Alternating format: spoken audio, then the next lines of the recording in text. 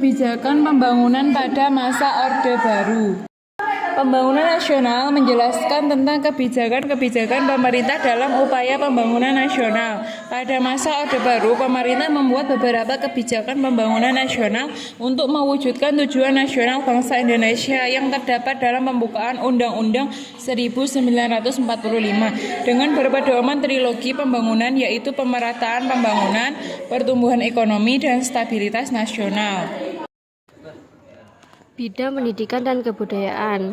Pemerintahan baru dimulai pada tahun 1968 sampai 1998 pada masa pemerintahan Soeharto sebagai presiden yang dipersatukan. Pada masa Orde Baru, kebijakan pendidikan bersifat sentralistik atau terpusat.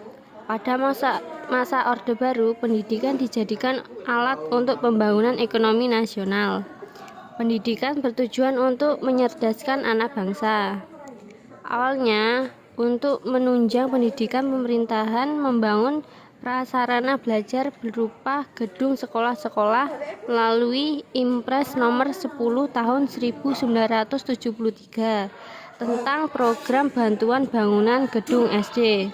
Presiden Soeharto mengguncangkannya pada tanggal 2 Mei 1984 untuk membantu membiayai pendidikan. Dimunculkan Gerakan Nasional Orang Tua Asuh atau GNOTA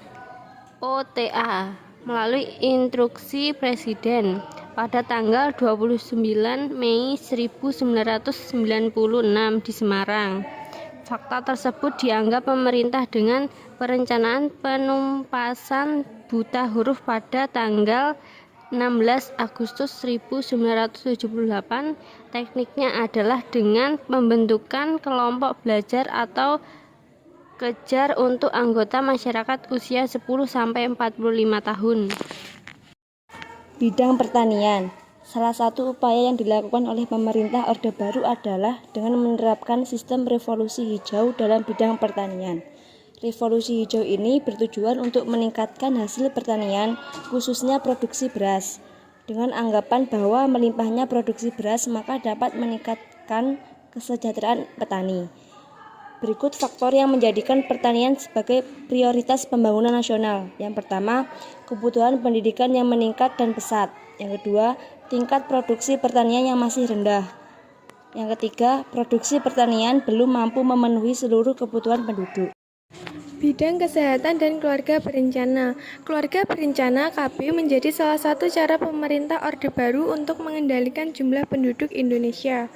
Kunci sukses KB pada masa Presiden Soeharto adalah perangkat BKKBN atau Badan Koordinasi Keluarga Berencana Nasional. Mulai dari pusat hingga kabupaten di bawah kendali pemerintah pusat, program KB wajib dilakukan seluruh pejabat pemerintah baik di pusat maupun daerah.